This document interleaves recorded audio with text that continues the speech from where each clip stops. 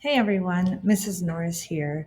So, with the due date for this activity as well as open house approaching us really quickly, I wanted to kind of help you to move this along while also continuing to have the opportunity to work on your digital portfolio. So I have these student instructions open right now. And what I would like you to do is if you've already at the very least, completed step number one, at some point today, I would like for you to scroll down for the instructions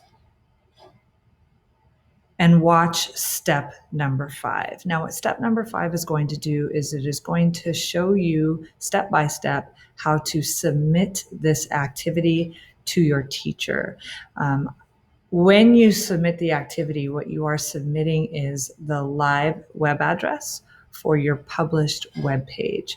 And as long as I, Mrs. Norris, have that link, I can share that with your other teachers so that they can start putting together their home pages for open house.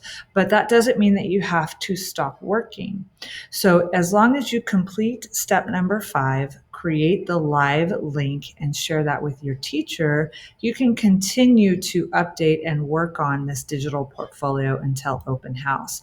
Now, this open house portfolio is a live version of what you've been working on for the last week and also showcases what you've been doing through the whole year. So you want to make sure that you are continuing to work on it, updating it with your best work so that when somebody comes to your teacher's page on open house night, they can see all the great things that you've been doing in the virtual learning setting. Okay, so again, just to repeat, what I'd like you to do is, regardless of what step you are on right now, as long as you've at the very least completed step number one, I would like you to scroll down and skip to step number five, because again, in step number five, you're going to be shown how to share the link with your teacher.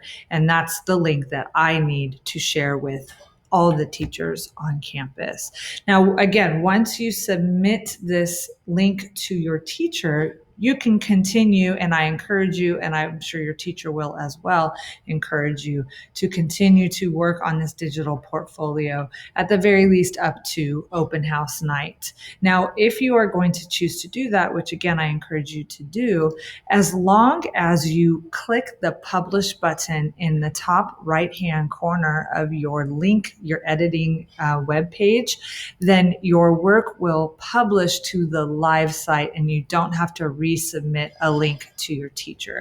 So when you've worked on this, so I've made a couple of changes to this, and now I'm ready to publish it so that when my teacher shares it with my family on open house night, they'll see an updated version. So I'm going to click the publish button.